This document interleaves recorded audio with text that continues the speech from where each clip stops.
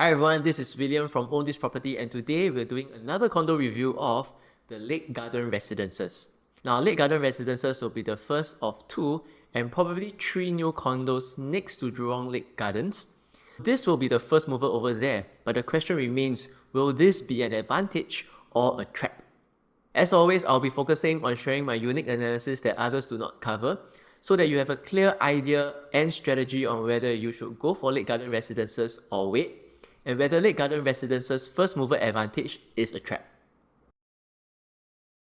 Before I continue, I created a list of alternatives to LakeGarden Residences and an OCR new launch cheat sheet. So if you're interested to receive a copy, click on the link in the description below and I'll be happy to send it to you. Now back to the video. First up, project overview. Back in 2022, Wing Tai won the tender to en bloc Lakeside Apartments at 14% higher than the reserve price. So at $1,260 per square feet, it works out to a break-even price of $2,073 per square feet. Looking at the current guide prices, when was the last time that a developer actually launched at their break-even price? I really cannot remember, and this represents a very unique situation and perhaps opportunities for buyers, which I'll cover in the later segments of this video. LakeGarden will be the first launch in the area in 7 years, and it comprises of 306 units of 1 to 5 bedroom units in two 19-story towers, and is expected to TOP in August 2027. In terms of unit mix, the 1 to 2 bedrooms comprise about 45% of the development, which leaves us with a good proportion of larger units targeted at own state. This is not a huge development, so the pool is not the largest at 50 meters, but the fact that there is a tennis court and they have dedicated 80% of the land site to landscaping, it really shows Wing Tai's commitment to make this a development for own stay buyers. They have also built this development in a very strategic way, whereby 75% of the units are facing Jurong Lake Gardens, which is probably necessary considering the prices that you're trying to command at launch. Next, downside protection. Lake Garden is located directly in front of Jurong Lake Garden, so this commands a lake view of views premium, which we'll analyze later in the video. And this is probably its defining characteristic because it is not near an MRT. Lakeside MRT is 1.2 km or 15 minutes walk away, so it is not the really walkable kind of development, but it's not too bad. You can take a bus and that's about 3 stops to Lakeside MRT. And the developer is also providing a free shuttle bus for the first year. In terms of primary school within 1 km, we only have one, which is Lakeside Primary. Not a super top ranking school, unfortunately, unlike Rulang, but Rulang happens to be 2 km away from us. Now, to answer the burning question that most people have, this is in Jurong, not near MRT, not near good schools, $2,000 per square foot can buy. I actually think that there's good long-term potential for LakeGarden Residences, and it is currently underappreciated at the moment. So please hear me out why. Firstly, let's cover the most obvious upside potential, which is Jurong Lake District transformation. Spanning 120 hectares, Jurong Lake District is targeted to have 100,000 new jobs, 20,000 new homes by 2040 or 2050, and will become Singapore's second CBD. Looking at the URA master plan, can you just see how massive the scale of the transformation will be? The first phase is currently underway, with a 6.8 hectare white site released for sale to a master developer.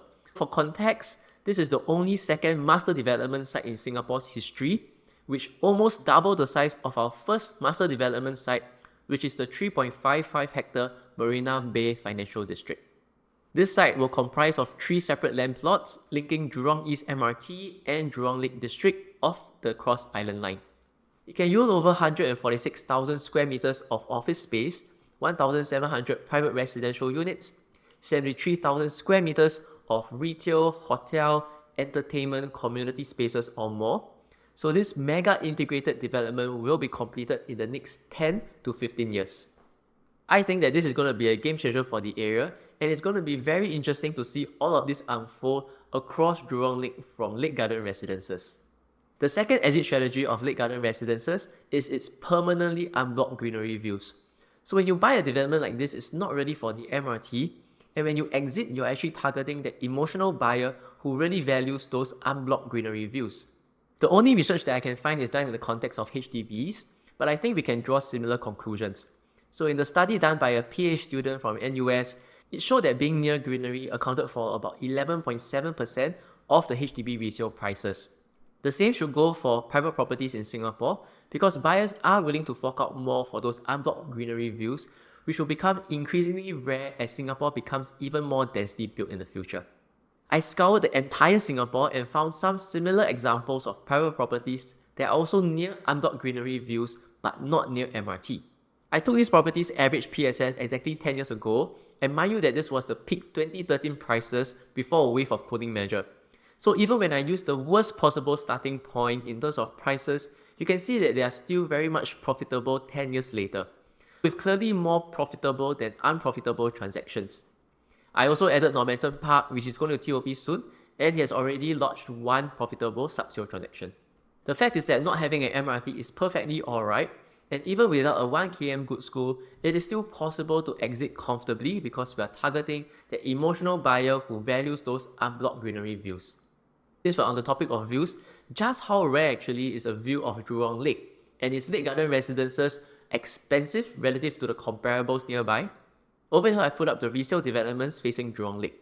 We have Lakeshore, Lakeview, Lake Grand, which are closer to Lakeside MRT. I only took the units that are south-facing. Do note that I counted units from the ground floor up, but if you were to zoom into the map of these developments, you'll notice that they are also facing the busy Boon Lay Way and also the MRT track. So probably only the 6th floor and above, you're able to get some unblocked lake views, but it's also going to be much noisier. Closer to LakeGarden Residences, but further away from the MRT, we have the EC Lake Live, and because it is across Yuan Ching Road, you'll probably need a higher vantage point around the 5th floor to get some lake views. In reality, there aren't a lot of units that actually face Jurong Lake Gardens, and I looked through every single property guru listing of the units on sale. There's only one unit in Lakeview and one unit in Lake Grand that showed that you can at least see the lake from the unit. Simply put, there isn't another development like LakeGarden Residences in the area where you get to enjoy unblocked greenery views without any road noise. Because it is connected directly to Jurong Lake Gardens, your peacefulness is almost guaranteed. Price-wise, I also do think that the premium to the next newest Lake Grand and Lakeview is fair. On one hand, the $500 per square feet price difference from LakeGarden, which is not close to the MRT, seems to be on the high side. On the other hand, if you account for the unblocked views, it is considered cheap, since the non-lake facing units have recently transacted at $1,853 at Lake Grand and $1,748 at Lakeview. Hence, on balance, I think that LakeGarden Residences is fairly priced if it launches at an average of $2,100 per square feet, and most importantly is because it has the rare attributes of unblocked greenery views. Moving on to the last segment, let's talk about the elephant in the room, which is Wing Tai buying the most expensive land in the area. So even though they have the first mover advantage, is it better to wait? I've done a summary of the cost and break-even of the projects around the area. Based on LakeGarden's guide prices, Wing Tai is clearly aware of the competition and have priced it very close to their break-even. So the reality is that land cost and break-even prices only form a small part of a developer's pricing strategy. Ultimately, it is the fundamentals such as demand and supply that plays a bigger part. With benchmark OCR prices now all above $2,000 per square feet, we need to ask ourselves, will Parkview Mansions sell at their break-even price of $1,847 per square feet? Or capitalize it and make more profits for their shareholders by selling above $2,000 per square feet? To me, the answer is clear that CEL and SingIE will not sell anything lower than where LakeGarden actually sells at. Likewise, should Lakeside Tower en bloc be successful, I'm confident that they will sell at an even higher price than LakeGarden because firstly, they are subject to the new URA harmonization rules, which reduces their gross floor area, and secondly, they will likely sell their project as something that is closer to MRT and hence warrant a higher price.